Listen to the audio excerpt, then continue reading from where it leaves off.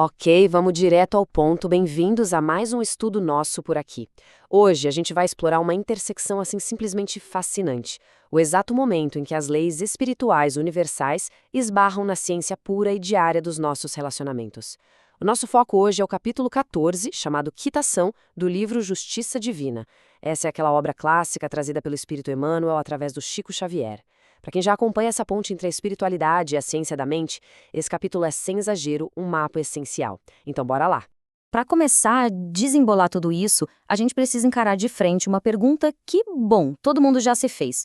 Por que que, de vez em quando, a gente enfrenta uma hostilidade totalmente gratuita, uma ingratidão profunda, ou aqueles atritos super intensos justamente com as pessoas mais próximas da gente?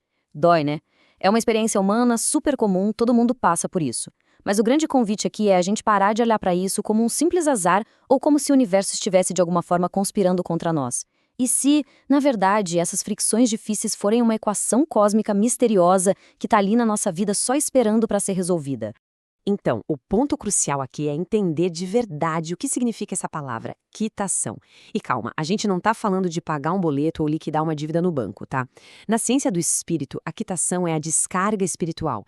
É aquele acerto de contas que a gente faz através da humildade e de ações positivas contínuas, e não com dinheiro. Imagina que a vida tem uma contabilidade simplesmente perfeita, onde aqueles relacionamentos mais complicados que a gente tem são, na verdade, contas abertas, contas diretas entre credores e devedores lá do passado. É a matemática do espírito funcionando a todo vapor, pedindo um pagamento que dinheiro nenhum no mundo conseguiria cobrir. O que nos leva à nossa primeira parte, a lei de causa e efeito, ou a mecânica do espírito. Para entender como isso opera, a gente tem que olhar para a engrenagem principal de tudo, a implacável lei de causa e efeito agindo nos nossos relacionamentos. Sabe aquele senso de humor meio peculiar do universo? Pois é. A pessoa que mais tira a nossa paciência costuma ser, literalmente, o nosso maior professor.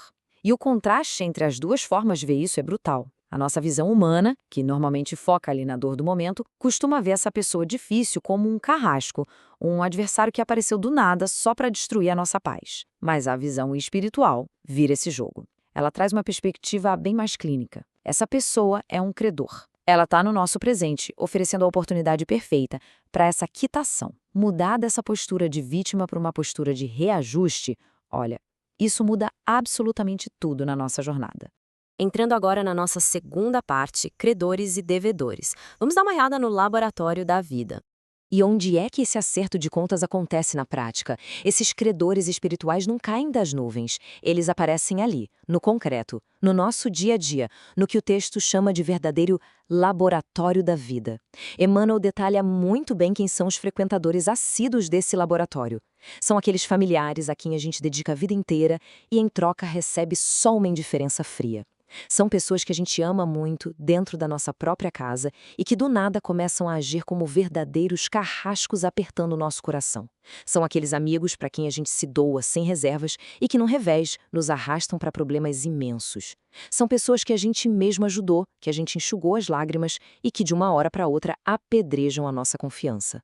Companheiros leais que viram adversários sem qualquer motivo lógico. Nenhum, repito, nenhum desses encontros é acidente. É pura contabilidade e precisão espiritual. Vamos fazer uma pausa rápida aqui para respirar e absorver o peso disso. Dá uma olhada nessa obra do Edgar Degas, A Paisagem de Colinas. A arte tem esse poder de ajudar a gente a refletir, né? Da mesma forma que a gente precisa dar uns passos para trás para conseguir apreciar os vales e as colinas nessa pintura, elevar a nossa perspectiva acima dos conflitos do dia a dia é um processo longo e, vamos ser sinceros, às vezes bem doloroso. Mas quando a gente consegue finalmente ver a nossa vida como essa paisagem gigante e conectada, onde o passado e o presente se misturam o tempo todo, aquelas dores e atritos começam a fazer sentido. Eles são parte fundamental de um relevo muito maior e bem mais complexo.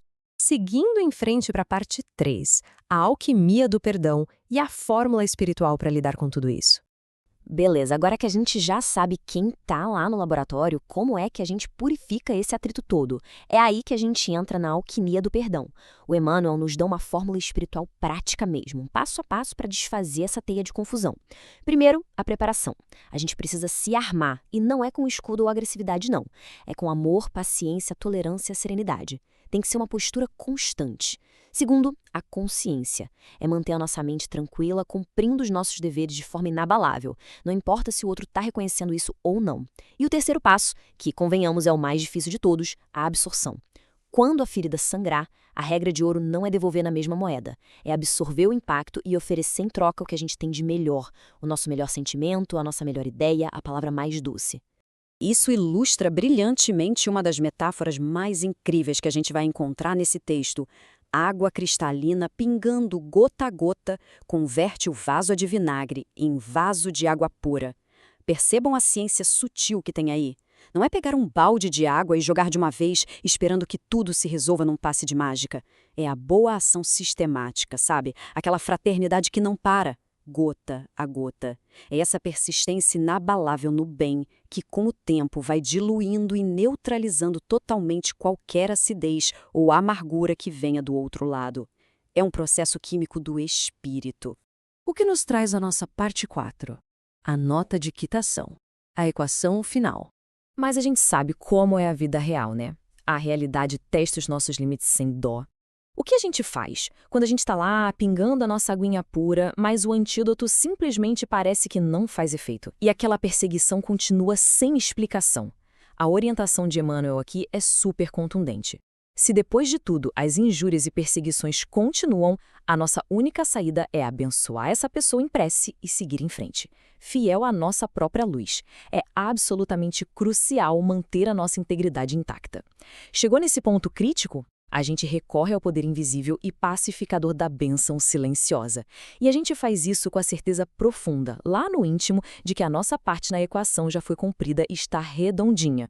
E para fechar o nosso estudo de hoje, a gente termina com esse pensamento que resume a ciência de todo esse processo. A humildade, na hora de crise, é nota de quitação. Pensa nisso. Naquele exato microsegundo de tensão, onde o nosso instinto grita para a gente brigar, exigir os nossos direitos ou devolver o golpe, se a gente escolhe a paz e o silêncio da humildade, nós estamos literalmente assinando o recibo de que uma dívida milenar acabou de ser paga. Fica aqui uma provocação para a gente refletir. E se aquele desafio interpessoal gigantesco que a gente está enfrentando hoje não for um castigo insuportável? E se for, na verdade, a nossa maior oportunidade para alcançar a verdadeira libertação espiritual? Tem muita coisa para pensar aí, né? Fiquem bem, observem as reações no laboratório da vida de vocês e até a nossa próxima análise.